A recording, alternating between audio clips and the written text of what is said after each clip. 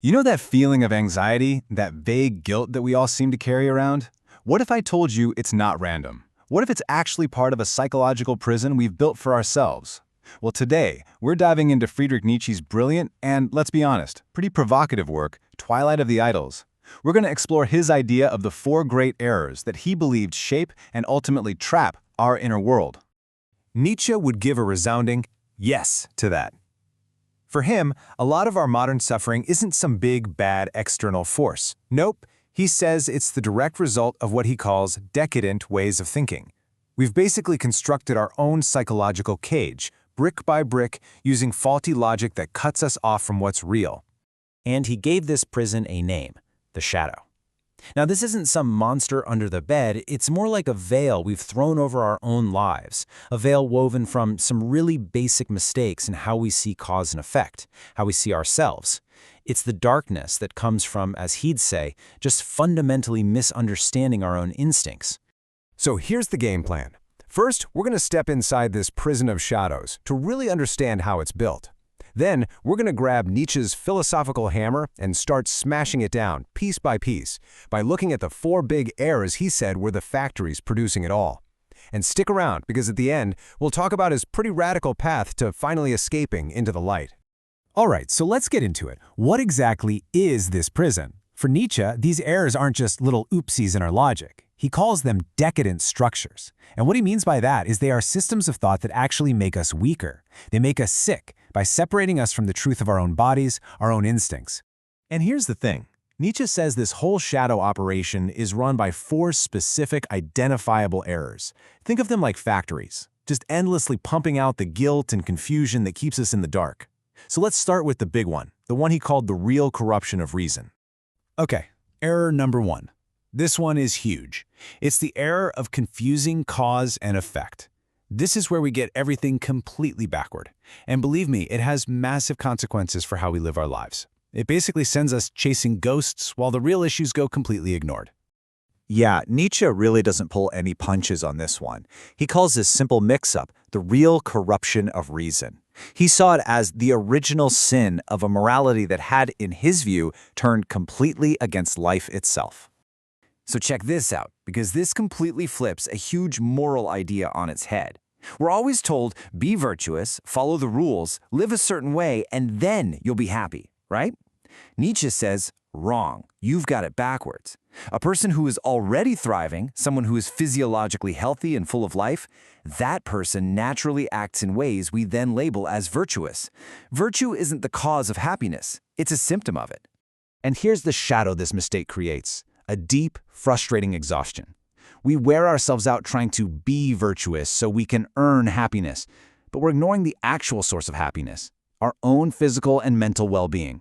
It's exactly like trying to cure a fever by smashing the thermometer. You're attacking the symptom, not the actual illness. And that first error, getting cause and effect all mixed up, well, it leads us right into the next big one, the ego's illusion. This is what Nietzsche calls the error of false causality. You know, we all love to think that we're in charge, right? That our conscious mind, our will, is the captain of the ship making every single decision. But Nietzsche argues that what we call our will is just a ripple on the surface. It's an after effect of much deeper unconscious forces, our biology, our environment. The real cause of what we do comes from this deep wisdom of the body, not the convenient story our conscious mind makes up about it later. And the shadow this casts? It's what you could call a kind of intellectual narcissism. We fall so in love with our own conscious thoughts that we become completely detached from the real, physical forces that are actually running the show. We ignore the massive, powerful engine of our instincts and biology, and in doing so, we cast a shadow over what's actually guiding us. So, once we're convinced our minds are the center of the universe, it's a short leap to error number 3.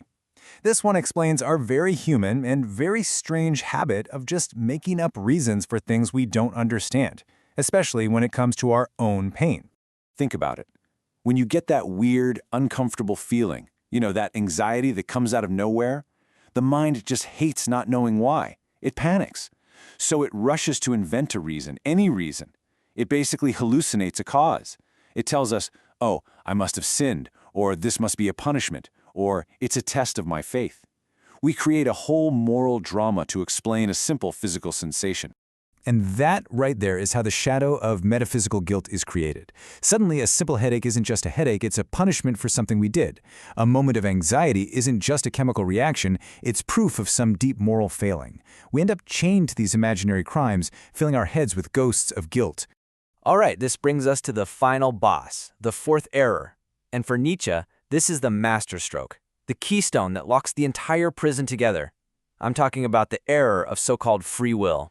He calls it a theologian's artifice. I mean, wow. Basically, a brilliant con job. A clever trick invented for one reason and one reason only, to make us feel responsible for our very nature, and therefore, to make us feel guilty and deserving of punishment. We're all taught that we're totally free to choose anything at any time. But Nietzsche's like, hold on a second.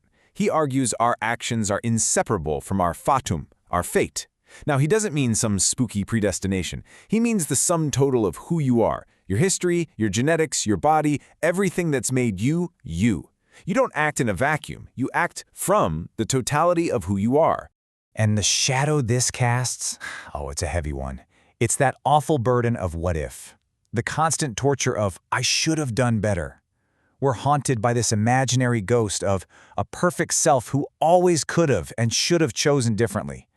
This leads to this deep, gnawing self-contempt, where we're constantly judging ourselves against a standard that was never real to begin with. Okay, so we've walked through the blueprints of the psychological prison. We see the walls. The question is, how the heck do we get out? Well, Nietzsche doesn't just hand you a key. He hands you a hammer, a tool to smash these illusions to bits. So let's just do a quick recap of these shadow factories, right? Confusing cause and effect? That gives us frustrated vitality. Believing our ego is in charge? That's intellectual narcissism.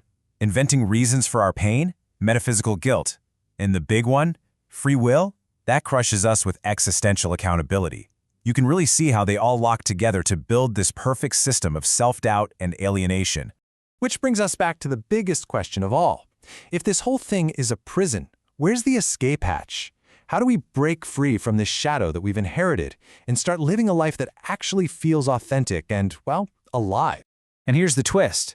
Nietzsche's solution isn't to declare war on this shadow. It's to turn on the lights. It's to see these four great errors for what they are, hallucinations of the decadent, just the faulty, life-denying thinking of a sick philosophy.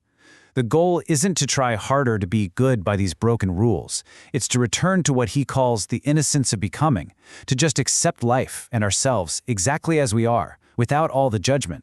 And this all builds up to one of his most powerful and maybe most difficult ideas, amor fati, the love of one's fate. This is the choice to say yes to everything, everything that's happened, everything that will. Not just to put up with it, but to actively love it as necessary. It's about moving from that shadowy life of guilt and lies to a solar existence of total, unapologetic self-acceptance. And that's really the final, powerful idea to leave you with. When we finally dismantle these errors, we stop being these passive objects just getting pushed around by mistakes we inherited from the past. We stop being puppets in a shadow play. Instead, we become the sovereign creators of our own values, our own truth. We finally step out of that psychological shadow and into the clear, bright light of our own destiny.